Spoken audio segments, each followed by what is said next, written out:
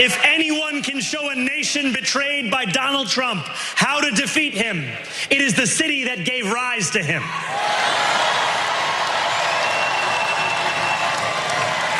And if there is any way to terrify a despot, it is by dismantling the very conditions that allowed him to accumulate power.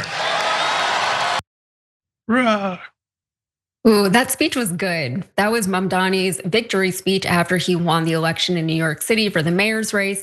And it was very cathartic. It was a good feeling to watch and listen to that speech. And I think it's a feeling that many of us have not felt in a very, very long time. But you know what? Not everyone was super thrilled about that speech. Elsewhere in Mamdani's victory speech, he called for Donald Trump to turn the volume up. And it seems he did, because this was his response. See his victory speech? It's literally never worked. Yeah, I thought it was a very angry speech, certainly angry toward me, and I think he should be very nice to me. You know, I'm the one that sort of has to approve a lot of things coming to him, so he's off to a bad start. All right, well, if you weren't convinced he was worried about Zohran's popularity before, that was a very, very weak attack that, like, do it and see what happens. I dare you to even try and implement part of your agenda, see what happens. So there are those that criticize Mamdani's speech for going after Trump unnecessarily. Those remarks came after months of attacks by the president, but Mamdani has since offered to work with Trump on some things. He said, I will work with the president if he wants to work together to deliver on his campaign promises of cheaper groceries or a lower cost of living, the mayor-elect said in an interview with New York One. But he repeated, if the president looks to come after the people of this city, then I will be there standing up for them every step of the way. And now that Mamdani has actually won the race, Trump has already threatened to withhold federal money other than the very minimum as required from the city, although he cannot legally hold back money that Congress has authorized with narrow exceptions. And when the administration has tried to withhold federal funds from cities over immigration policy, it has consistently lost in court.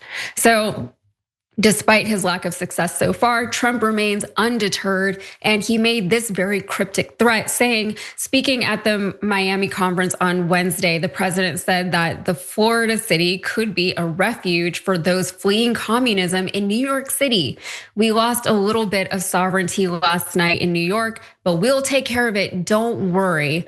Brett, the fallout from Mamdani's win has been, I don't know if it's like unreasonably large and disproportionate. People across the country are suddenly very concerned with what is going on in New York City. And I have to imagine that a lot of it is coming from people who have never even been to New York City. And New York is one of those places where if you've never been, it's a hard city to conceptualize because it really is unlike any other city that we have here in this country. But Mamdani, since he won, I know my Texas governor has said, if any New Yorkers are thinking of coming down to Texas, don't even think about it because I'm gonna put a 100% tariff on you. And I think Tommy Lahren was like, you know what, you Democrats in New York, if you think about even coming to our great Republican-run red cities, don't even think about it because we don't want you. You made your bed, you lay in it. And the question is, like, what great red cities is she even referring to? I don't know. But this is clearly what the people of New York wanted. So like, whatever. And the fact that the president of this country is now threatening a mayor of the biggest city in the country and one of the biggest cities in the world, it's not really unprecedented anymore at this point because this is something that he has been doing since he took office in January. And that in and of itself is very, very sad. What are your thoughts, Brett? Yeah, like, first of all, when Trump says that Mamdani gave an angry speech, no, he didn't. He did not, no. Like, I can say, like, we do analyses of our like thumbnails for our shows. And one of our analyses says that like, Mamdani's always smiling.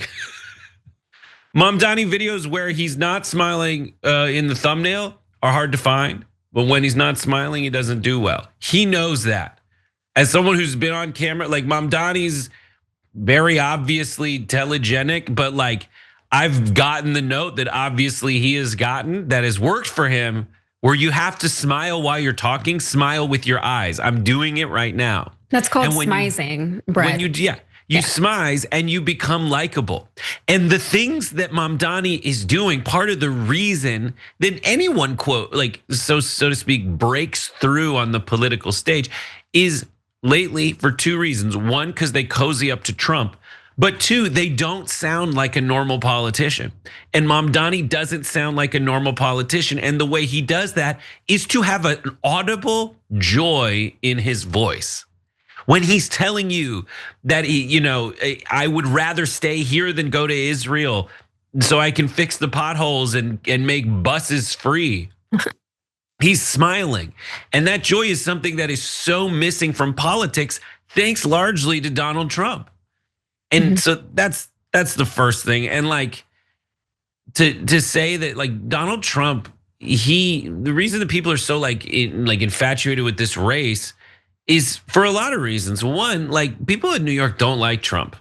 They don't like him at all. He kind of went elsewhere because most of that version of their establishment was get out of here. You're just annoying. You're not a good businessman. You're TV rich. You're not how rich a real estate person should be in New York. There's a lot to unpack with it, but honestly, I think a lot of people are really engaged with it because they want to know what's going to happen next go around and how to learn things to apply to future races so that they can continue to beat Republicans.